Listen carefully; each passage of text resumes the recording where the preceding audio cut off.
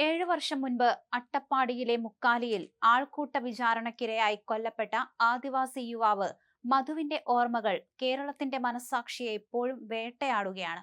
ഇത് മറക്കും മുമ്പേ മറ്റൊരു ക്രൂരത. ആൾക്കൂട്ട നീതിയുടെയും ക്രൂരതയുടെയും മനസ്സ് മലയാളികളിൽ ഒട്ടും ചോർന്നു പോയിട്ടില്ലെന്ന് വാളയാറിലെ രാംനാരായൺ ഭയ്യാറിന്റെ മരണം തെളിയിക്കുന്നു. മധു നേരിട്ട അതേ വിധി തന്നെയാണ് കിലോമീറ്ററുകൾക്കപ്പുറം വാളയാറിലും ആവർത്തിക്കപ്പെട്ടത്. ഭക്ഷണം തേടിയെത്തിയവനെയും ജോലി തേടിയെത്തിയവനെയും ഒരേപോലെ കള്ളൻ എന്ന് വിളിച്ച് അടിച്ചുകൊല്ലുന്ന സമീപനമാണ് കേരളത്തിന് നാണക്കേടാകുന്നത്. മധുവിന് മേൽ ആരോപിക്കപ്പെട്ടത് അല്പം അരി മോഷ്ടിച്ചു എന്നതായിരുന്നുവെങ്കിൽ വാളയാറിലെ രാംനാരായണനെതിരെ ഉയർത്തിയത് വെറും മോഷണ സംശയം മാത്രമായിരുന്നു. രണ്ട് സാഹചര്യത്തിലും ഇവർ മോഷണം നടത്തിയെന്ന് തെളിയിക്കാൻ അക്രമികൾക്ക് സാധിച്ചിരുന്നില്ല.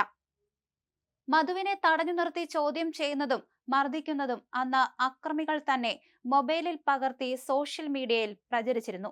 വാളയാറിലും രാംനാരായണനെ മതിലിൽ ചേർത്തിരുത്തി ചോദ്യം ചെയ്യുന്നതും ചെകിട്ടത്തും തലയ്ക്കും അടിക്കുന്നതുമായ ദൃശ്യങ്ങൾ അക്രമികൾ തന്നെ പകർത്തി. ഇത് നിർണായക തെളിവായി മാറുകയും ചെയ്തു.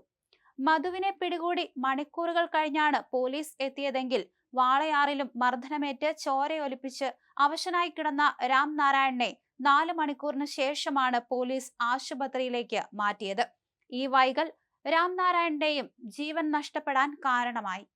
മധുവിന് സംഭവിച്ചതും ഇതുതന്നെയായിരുന്നു. വഴി തെറ്റിയതിനെ തുടർന്നാണ് രാംനാരായണൻ മതാളിക്കാട് ഭാഗത്ത് എത്തിയത്. മധുവാകട്ടെ വിശപ്പടക്കാൻ കാട്ടിൽ കഴിയുന്നതിനിടയിലാണ് പിടിക്കപ്പെട്ടത്.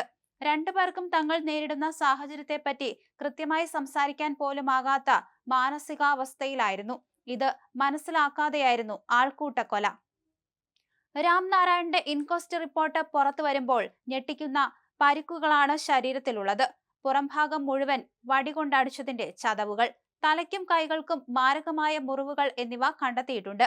മധുവിന്റെ വാരിയെല്ല് തകരുകയും തലക്കേൽക്കുകയും ചെയ്ത മർദ്ദനമാണ് കാരണമെങ്കിൽ രാംനാരായണന്റെ ആന്തരിക അവയവങ്ങൾക്കും സമാനമായ ക്ഷതങ്ങൾ സംഭവിച്ചു. വഴിതെറ്റിയതിനെ തുടർന്നാണ് രാംനാരായണൻ മതാളിക്കാട് ഭാഗത്ത് എത്തിയത്. ജോലി തേടി കേരളത്തിലെത്തി ഒരാഴ്ച പോലും തികയും മുൻപെയാണ് ഛത്തീസ്ഗഡ് സ്വദേശിയായ രാംനാരായൺ ഭയ്യാർ ദാരുണമായി കൊല്ലപ്പെട്ടത്. വഴിതെറ്റി ഒരു പ്രദേശത്തെത്തിയ ആൾക്ക് നേരെ യാതൊരു പ്രകോപനവുമില്ലാതെ മോഷണക്കുറ്റം ആരോപിച്ചു ആക്രമണം അഴിച്ചുവിടുകയായിരുന്നു നാട്ടുകാർ.